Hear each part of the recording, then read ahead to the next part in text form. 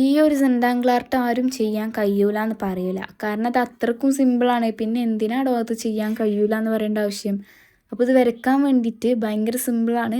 Drawing സ്കില്ലൊന്നും ഇല്ല, എന്നെക്കൊണ്ടൊന്നും വരയ്ക്കാൻ കഴിയൂല എന്ന് പറഞ്ഞിരിക്കുന്ന ആൾക്കാരാണെന്നുണ്ടെങ്കിൽ നിങ്ങൾ എന്തായാലും ഇത് ട്രൈ ചെയ്ത് നോക്കുക. ബെസ്റ്റ് ഓപ്ഷനാണ്.